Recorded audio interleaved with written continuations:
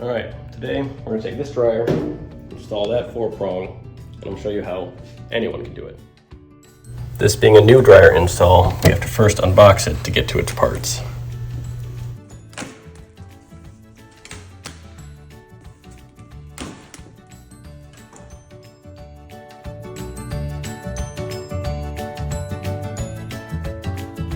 As with anything electrical, always remember to shut the breaker off first. Let's grab our new cord and let's get to work. Here's how it should look at the end, hopefully. After removing the cover plate and undoing the ground wire that should be attached to the device, you'll need to install the strain relief fitting. They should be 2 separate halves that are secured by 2 screws. Tighten them ever so gently and leave some space so you can stick the new wire through them.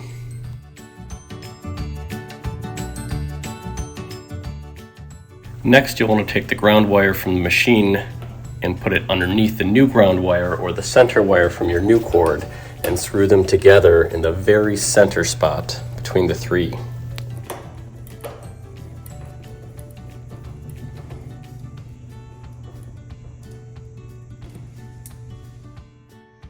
Next, you'll want to take the other 2 wires and install them one on each side of the ground. They are interchangeable. This one just so happens to have red and black. If you do have the same setup as this, you'll want to match the colors. Otherwise, it really does not matter. Here we have the last of the 3 wires. This one's black. I'm screwing it into the black. And after this, we'll move on to the ground, which should be the final wire coming out of our 4-prong setup.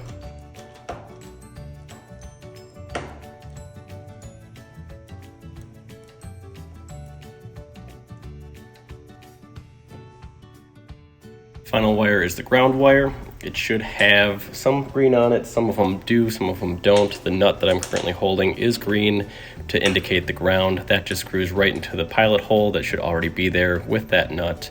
And once this is complete, I like to go back and just make sure all of my connections are tight with no jiggling and no nothing, just to make sure they are secure for the future. Now that the cable is in and ready to be installed, I like to go through my prep and make sure that the area is clean that I'm installing the new dryer, make sure any large chunks of debris or any lint left over from the previous dryer are cleaned up and out of the way before installing the new one. Now that the area is cleaned and I've got the dryer back where it's supposed to be along with the rigid air duct, we are ready to plug it in, test it out, and go turn on the power.